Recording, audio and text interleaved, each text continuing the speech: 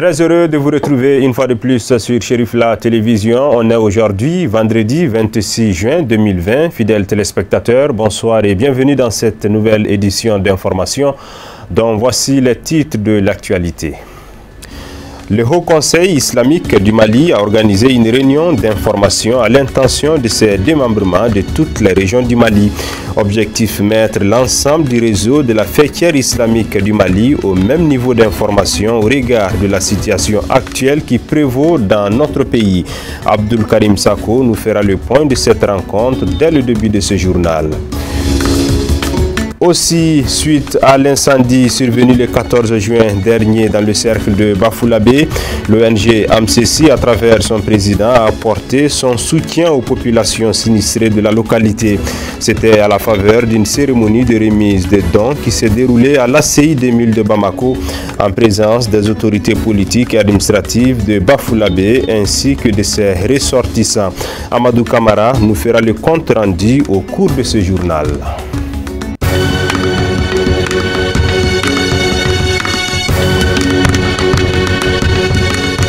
Voici pour les titres, mesdames et messieurs. Merci de votre confiance renouvelée au programme de Chérif La Télévision. Bonsoir et bienvenue. Je l'annonçais dans les titres, le Haut Conseil islamique du Mali a organisé une réunion d'information à l'intention de ses démembrements de toutes les régions du Mali. Objectif, mettre l'ensemble du réseau de la faîtière islamique du Mali au même niveau d'information au regard de la situation actuelle qui prévaut dans notre pays. La clôture de cette rencontre a eu lieu ce jeudi 25 juin sous l'égide du président du Haut Conseil islamique du Mali, Asseïd Chérif Ousmane Madani Haïdara. Reportage Abdul Karim Sako, Fousseini Keïta. Au nombre des points inscrits à l'ordre de cette réunion d'information du Haut Conseil islamique figure la position inchangée du Haut Conseil islamique de préserver la première institution du pays, en l'occurrence le président de la République, en dépit de la démonstration de sa force de frappe dont le mouvement M5 a fait preuve ces dernières semaines. L'on peut également noter que le Haut Conseil islamique du Mali met en évidence les vertus du dialogue pour résoudre la crise multiforme et multidimensionnelle que le Mali traverse depuis un certain temps. La réunion vise à mettre au même niveau d'information toutes les représentations du Haut Conseil au niveau régional. C'est ainsi que les participants sont venus de toutes les régions pour, selon ces participants de la région de Kidal, dire que le Mali est au-dessus de tout. La rencontre, c'est intéressant parce que c'est une rencontre de la paix et l'apaisement pour la consolidation entre les enfants du Mali. Ce qui nous intéresse aujourd'hui, le président du Haut Conseil, il a tout dit ici. Donc on demande aux enfants du Mali de peser leur climat pour amener la paix. Parce que le Mali, c'est le Mali qui unit tout le monde. Le Mali, c'est pour nous tous. Un peuple invite une fois. Je propose de négocier. La violence apporte à rien. C'est pas amené loin. Pour le secrétaire général de la faîtière islamique du Mali, le Haut Conseil islamique inscrit son action de recherche de solutions dans le respect des institutions de la République. Par contre, il appuie toute initiative de dialogue et d'appel à l'apaisement. Notre message n'a pas changé. Il est le même. C'est le message de l'appel à l'apaisement. C'est le message de l'appel au dialogue.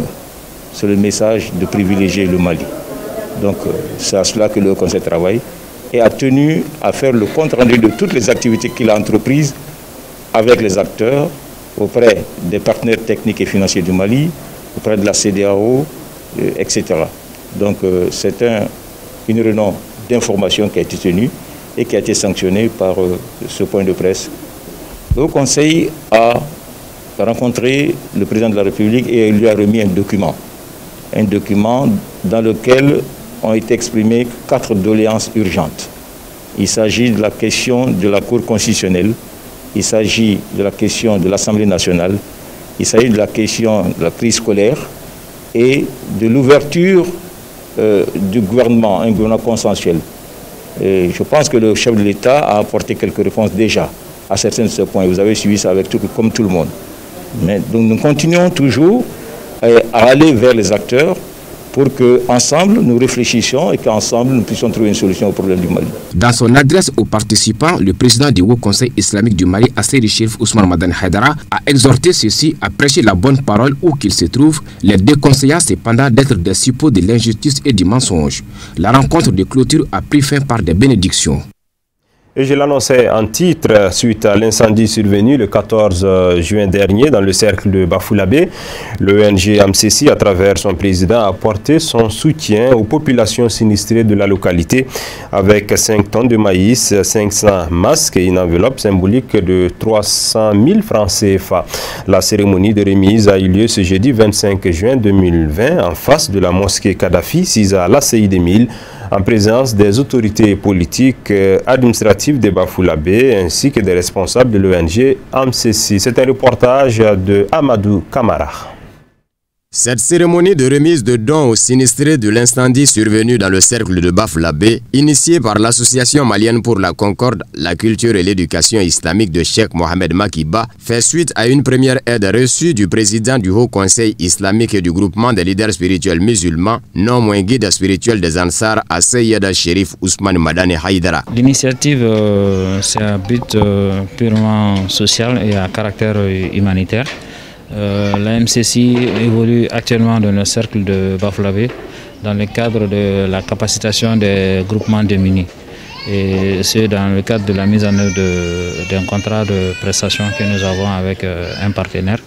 Et nous avons appris le 14 juin dernier que la localité a été victime d'incendie. Et que beaucoup de villages ont été ravagés par l'incendie. Donc en tant qu'ONG intervenant dans le domaine, nous avons jugé opportun de faire un don à l'endroit de la population. Notamment, il s'agit de 5 tonnes de maïs que l'association a offert à la localité, en plus d'une enveloppe symbolique. L'actualité est qu'actuellement le pays est sous la contrainte du Covid-19.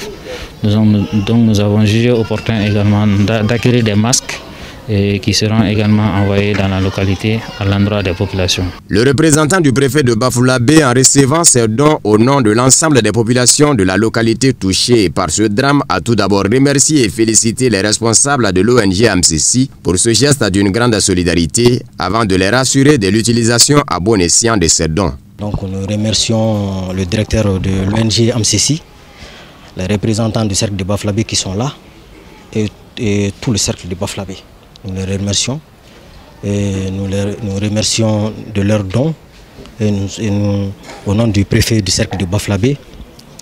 Je ne cesse de remercier l'ONG AMCC qui ne sont pas à leur premier don. Donc j'espère que l'entraide est un des piliers de notre société. Donc le don ne fait que nous réjouir. Le représentant des victimes, très ému par cette marque de considération, a lui aussi remercié et félicité l'ONG AMCC pour sa compassion à l'égard des sinistrés. Vraiment, nous avons été honorés par l'ONG AMCC International qui a répondu volontiers à notre appel, à notre cri de cœur. Et nous avons été honorés aussi, également par la présence du représentant du préfet du cercle de Bafoullabé et puis les ressortissants du cercle de Bafoullabé. Donc voilà, et puis les ressortissants des villages victimes de la catastrophe. Voilà. Bon, nous avons un sentiment de joie, puisque quand on a été victime de ce genre de catastrophe et qu'on est des partenaires qui veulent bien vraiment nous accompagner, ce n'est que la joie.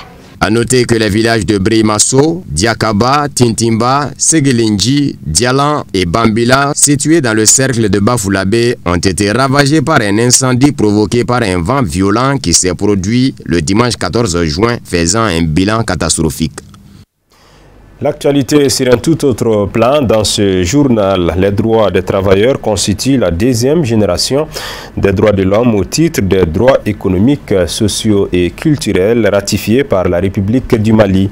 À ce titre, l'État du Mali est débiteur du respect et de la protection des droits des travailleurs, constituant une branche importante des droits de l'homme. L'annonce est faite au cours d'une conférence de presse animée ce jeudi 25 juin par le syndicat national des banques, assurances, établissements financiers, microfinance et commerce du Mali, SINABEF, à son siège de Sébenikoro, en commune 4 du district de Bamako, organisé pour prendre à témoin l'opinion nationale et internationale sur l'affaire Keita Fatoumata Sango, cadre de banque et membre du bureau exécutif du SINABEF. Cette rencontre a permis d'informer du dépôt d'un préavis de grève de 72 heures à partir du 22 juin prochain. C'est un reportage de Samaïra Sanogo. La Constitution du 25 février 1992 consacre les droits et libertés syndicaux au Mali. C'est pour dire que l'État du Mali a l'obligation de protéger les droits des travailleurs, quelle que soit la nature. C'est de cela qu'il s'agit dans l'affaire Keita Fatoumata Sango, cadre de banque et membre du bureau exécutif du SINABEF, dépourvu des droits élémentaires d'un travailleur sur fond d'entrave aux libertés syndicales. La conférence de ce soir, c'est pour dénoncer un abus sur une de nos camarades, Fatoumata Sango, qui a été mutée illégalement depuis 2018 à Kabbalah. Parce que tout simplement, elle s'est intéressée à la vie syndicale. Elle était en tout cas en campagne pour des candidats qu'elle soutenait en 2018 pour accéder au syndicalisme. Donc c'est cette mutation illégale que nous avons dénoncée depuis longtemps. Pour éviter de s'exposer sur la place publique, le SINABEF de 2018 à nos jours a entrepris des démarches et plusieurs rencontres avec le directeur général de la Banque de développement du Mali afin de faire raisonner ce dernier et rétablir la justice, mais sans succès, dira le secrétaire général du SINABEF. Figurez-vous, depuis 2018, nous sommes en train de supplier, de tout faire. On a fait intervenir des gens. On a usé de toutes sortes de conciliabules pour arriver à mettre un terme à cet abus qu'elle subit. C'est une dame compétente.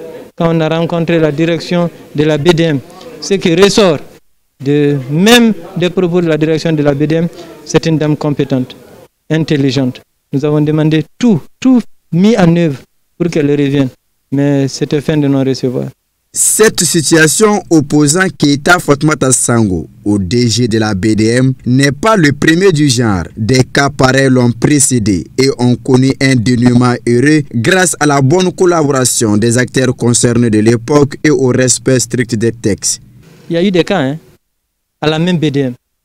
Dafé avait muté le secrétaire général Bouakar Diallo à Koulikoro à l'époque. Bouakar Diallo n'est même pas allé. On lui a dit de ne pas aller, c'est une mutation illégale. Dafé l'a licencié quand ATT a eu écho. ATT a appelé Dafé. C'était ATT qui était le président à l'époque. Il dit à Dafé, c'est quoi cette histoire de mutation illégale? Le monsieur qui t'a muté, parce que c'est un syndicaliste, il dit ouais. Parce que tu ne peux pas le muter, et c'est une mutation illégale. Il dit oui, il paraît. Il dit si c'est le cas. Il le ramène ou tu démissionnes carrément de ton poste de PDG de la BDM. ATT lui a dit.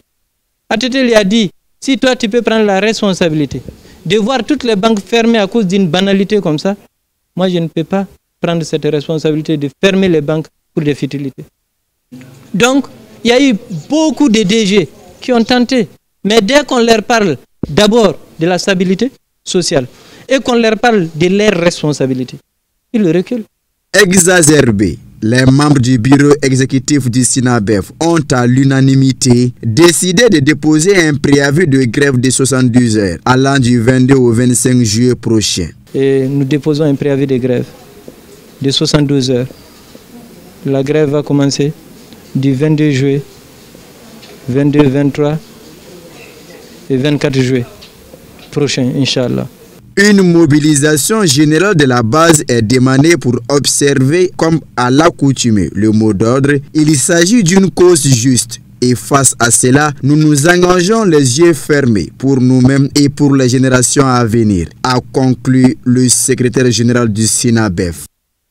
Ousmane Boiré a été élu pour 5 ans à la tête du réseau national des sémenciers du Mali. C'était à l'issue de 2 jours de formation entre les acteurs du secteur. La cérémonie de clôture de formation a eu lieu ce jeudi au centre catholique de Niamana, dans la commune rurale de Kalabankoro. C'est un reportage de Boubacar Traoré. Les sémenciers du Mali et l'association des organisations paysannes se sont retrouvés en session de formation de 2 jours pour discuter, échanger afin de pallier aux difficultés enregistrées dans ces secteurs.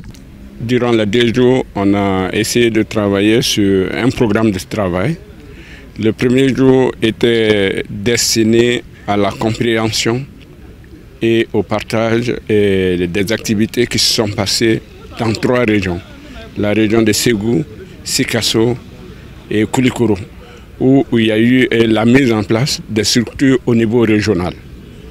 Après, cette rencontre nationale était de regrouper ces 3 régions qui puissent reparler encore de la structuration au niveau national, c'est donner les différents éléments pour pouvoir asseoir une structure nationale qui s'appelle le réseau national des sémenciers du Mali. À l'issue de la formation, un bureau national a été mis en place pour défendre l'intérêt collectif des sémenciers. Oui, le bureau a été mis en place sur la base de la loi sur l'OADA.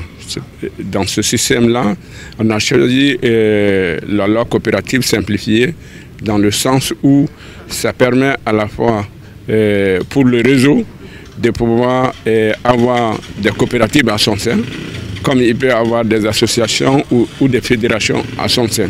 Et ça, c'est l'avantage qu'il y ait le plus d'ouverture possible, parce qu'il y a certains au départ, ils ne sont pas informés. Donc ça permet d'ouvrir au cas où il y a d'autres qui se rendent compte qu'il y a ce réseau et de faire partie. Le premier conseil, c'est à mon avis quelques points importants et majeurs. Le premier point, c'est de pouvoir asseoir d'abord des activités qui seront planifiées et qui permettront de mettre au point de départ l'exécution de leur mandat. Le deuxième aspect, c'est de se faire connaître auprès des différentes structures et des acteurs qui concernent les semences. Et le troisième, c'est d'avoir une bonne gouvernance en fait, pour gérer le dispositif. Signalons que c'est une nouvelle ère qui s'ouvre dans le secteur des sémenciers pour le bonheur des paysans maliens. Le Mali, à l'instar de la communauté internationale, célèbre chaque année le 26 juin la journée internationale de la lutte contre l'abus et le trafic des drogues. La présente édition est célébrée dans un contexte marqué par la crise de Covid-19 qui secoue le monde entier, particulièrement notre pays, le Mali. Le thème retenu pour cette année 2020 est une meilleure connaissance pour de meilleurs soins. Pour en savoir davantage sur les conséquences de ce phénomène, une de nos équipes de reportage dirigée par Sadio Sidibé est allée à la rencontre des spécialistes. Suivons ce dossier. Le Mali ayant adhéré à la Convention des Nations Unies relative à la lutte contre l'abus et le trafic illicite des drogues, conformément à sa résolution 42-112 du 7 décembre 1987, les autorités judiciaires maliennes face à la Covid-19 qui fait des ravages de nos jours multiplient des activités de sensibilisation auprès des couches juvéniles sur les dangers liés à la drogue, comme cette association des jeunes pour la lutte contre le terrorisme et le trafic illicite des personnes en Afrique de l'Ouest. Le Mali est adhéré à la Convention 42-112 du 7 décembre 1987. Chaque année, le Mali commémore cette 26 juin pour informer l'opinion nationale et internationale sur les méfaits de drogue illicite et en collaboration, si ce n'est pas cette année avec le Covid-19, on le fait avec l'Office central des stupes. On fait une déclaration le matin. La journée, c'était l'incinération des drogues saisies par les services de répression, la douane, la gendarmerie et l'Office central. Pour endiguer ce phénomène devenu récurrent dans notre pays, les associations intervenant dans la lutte contre le trafic illicite des drogues œuvrent depuis un certain temps pour la prise en charge sanitaire des toxicodépendants. Selon les résultats des différentes études et des données programmatiques au Mali sur la consommation de certains types de drogues, il ressort que près de 72% des jeunes Maliens prennent de la drogue, dont 20% sont des filles.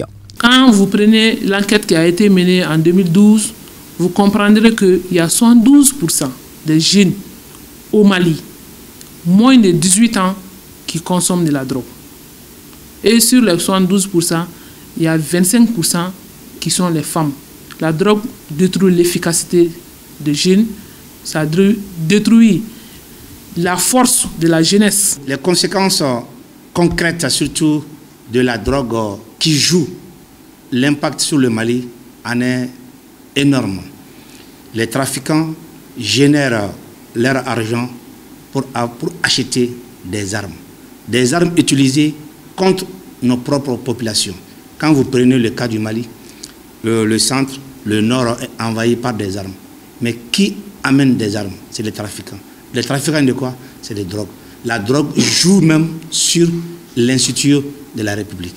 Donc il est temps que nos autorités maliennes prennent des décisions allant dans le sens de rendre opérationnels les comités de lutte contre la drogue et aussi de rendre une bonne politique de coordination pour lutter contre la drogue.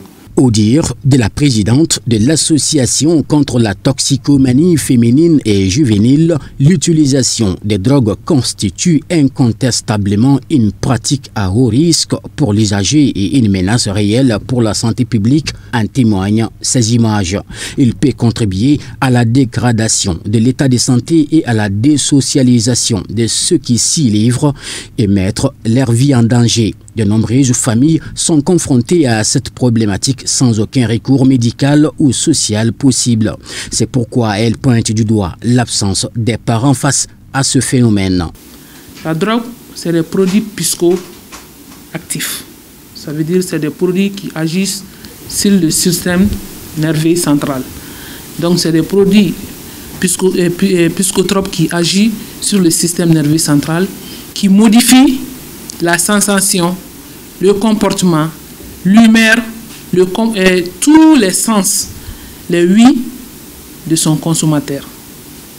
Donc si on prend la définition des drogues, ça veut dire que les jeunes qui consomment la drogue, il y a des conséquences graves sur eux, sur leur organisme, qui a des conséquences sur la santé même. Parce que déjà on dit que la drogue c'est un problème de santé publique. Les jeunes qui consomment la drogue, ça a une très grave conséquence sur la santé. Parce que la drogue crée d'abord des maladies incurables chez l'homme, telles que le cancer, telles que les maladies du foie, telles que les maladies du sang, parce que la drogue détruit tous les anticorps du sang. Il y a beaucoup de causes. La première cause aujourd'hui, qui est une cause mondiale, ça c'est la démission des parents. Selon le dernier rapport mondial sur les drogues, environ 269 millions de personnes ont consommé des drogues, dont plusieurs personnes souffrent de troubles liés à la consommation des drogues. Voyons à présent ce qui fait le reste de l'actualité africaine et internationale, commenté par Moussa Fomba. Rue transformée en torrent, maisons inondées, les pluies diluviennes ont frappé jeudi Abidjan, la capitale économique ivoirienne, faisant 3 morts et causant d'importants dégâts. 2 personnes ont péri et 35 ont été mises en sécurité, selon le groupement des sapeurs-pompiers militaires d'Abidjan, mais un journaliste a vu un 3e corps sans vie. Ces morts s'ajoutent aux 16 autres survenus au cours d'un glissement de terrain jeudi dernier dans un quartier déshérité, déjà à la suite de pluies torrentielles. Les images diffusées par des Abidjanais sur les réseaux sociaux au plus fort des pluies orageuses qui ont duré 3 heures en milieu de journée sont impressionnantes, montrant des artères de la capitale économique ivoirienne transformées en torrents d'eau boueuse. Armés de seaux, de balais et de serpillères, les habitants s'affairaient jeudi après-midi à nettoyer leurs maisons au sol, recouverts de boue, tant bien que mal, constatant les dégâts.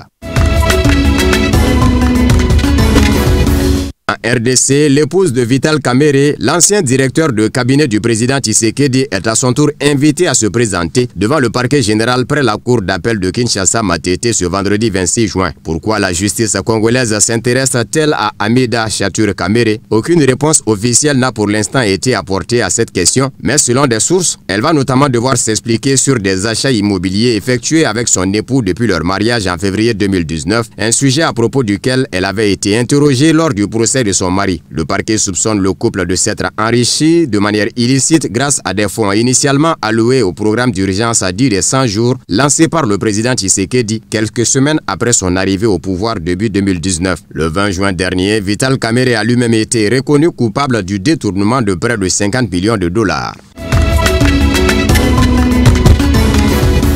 Le procureur général d'Angola a indiqué jeudi qu'il n'excluait pas de délivrer un mandat d'arrêt international contre la femme d'affaires angolaise Isabel dos Santos, suspectée de corruption dans son pays et au Portugal. Fille de l'ancien président angolais José Eduardo dos Santos, Isabel dos Santos, 47 ans, est soupçonnée par la justice et les autorités angolaises d'importants détournements de fonds publics récemment évalués à 5 milliards de dollars. La milliardaire a catégoriquement nié ces allégations, dénonçant une cabale politique. En décembre, un juge civil de Luanda a ordonné le gel des comptes bancaires et des actifs d'Isabel dos Santos et de son époux d'origine congolaise Sindika Dokolo dans une pléiade de sociétés angolaises. Dans la foulée, la justice portugaise a à son tour gelé les comptes et des actifs de Madame dos Santos au Portugal où elle a investi dans la banque et la téléphonie. L'un des avocats, le Britannique Dan Morrison, a jugé la procédure qui la vise injuste, inexacte et fondée sur des faux.